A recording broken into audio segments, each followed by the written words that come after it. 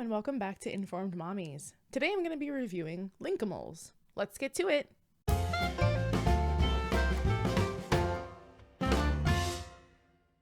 For those of you who may not know what a Linkimal is, it's a baby toy that is in the shape of an animal. But there's more to it than just that. There are a few different types, and when you have multiple Linkimals turned on in the same area, they will communicate with each other.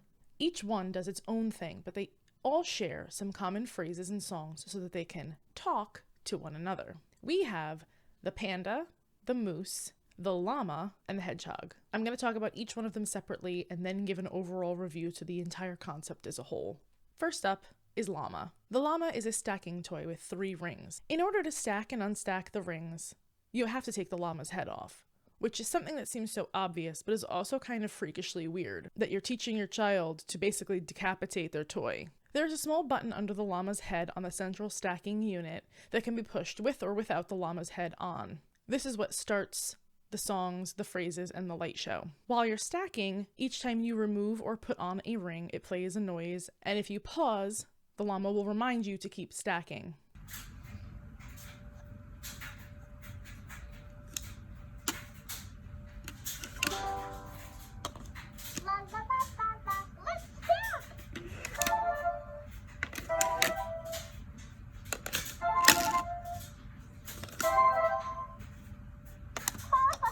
That's basically all the llama does. It just sings and you can stack the toys.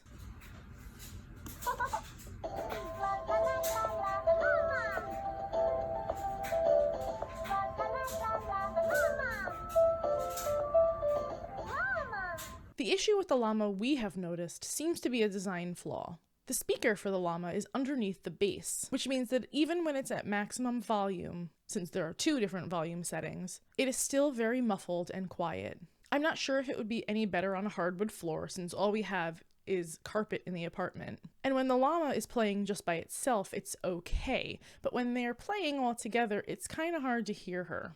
Elle usually plays just with the llama's head or hands me the rings, and she's just started to stack them. Other than that, she doesn't really play with this one too much by itself unless we have all of them turned on, though she is starting to play with it more now that she's becoming more aware of how the stacking toy works. The next one we have is Panda. The Panda is a soft stuffed animal with a pressable button in its tummy. The on-off button and volume control is in the back underneath a Velcro seam, which Elle loves to rip open. The Panda teaches good manners and how to be a good friend. The only thing that this one does is sing and light up. It teaches the importance of please and thank you. 2 words, please and thank you! Please and thank you are magic words to know. Please and thank you. Say them everywhere you go. Please, please, please and thank you are magic words to say. Please and thank you. I say them every day. You're welcome. And that being a good friend really rocks. I'm so happy to see you. Hi, friend. How are you? Good, I hope. I'm good too. Hey, friend. What's new? Let's play together. Woohoo!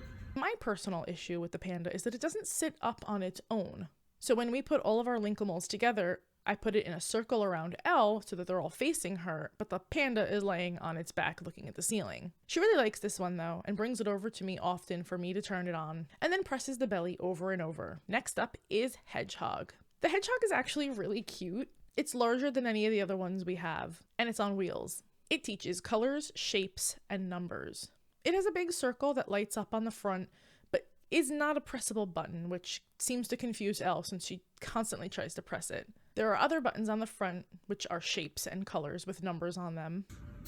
Triangle. Square. 4.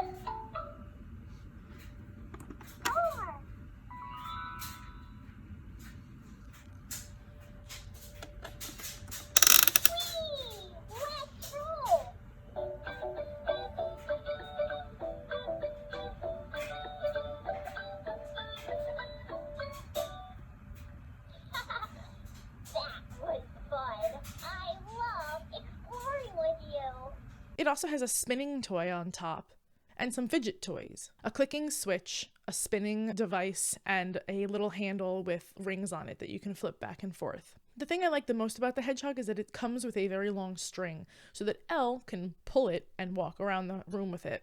Elle didn't really get the hang of this until after her cousin came to visit. He's a little older than she is, and he was pulling it all around the room, and she was just chasing him. After that, she became a little bit more interested in trying to make the Hedgehog move around the room as well. The speaker for the Hedgehog is also on the bottom of the unit, but it's not quite as muffled as the Llama since it's on wheels and not speaking directly into the carpet. The last one that we have is the Moose. The same cousin that was over who showed her how to use the Hedgehog also has this one, and that's where we first discovered Linkimals. We first saw this one back in August when she met him for the first time at my grandmother's funeral. The Moose is a bobblehead with only an on and off switch. No volume control here. It has only one volume setting, loud. We actually find the Moose so annoying, and not just because of the volume, but because of the way he sings and speaks. Music is my favorite! And most importantly, since we are musicians, he doesn't sing on time with the rest of the Linkimals. He is almost always early or late on notes or words, and while it may not bother some people, for those of you who are musically inclined, it might get a little on your nerves as well. 1, 2, 3, 4, 5, 6, 7, 8, 9, 10. Count with me again. 1, 2, 3, 4, 5, 6, 7, 8, 9, 10. Count on being friends. Elle really likes pushing his one single button over and over again, usually without even letting whatever phrase or song is being played to play fully through. Moose also has a couple of really corny jokes that he says. I just love music, don't you? Overall, I think the concept of Linkimals is really cute, but the design placement and the voices need to be worked on.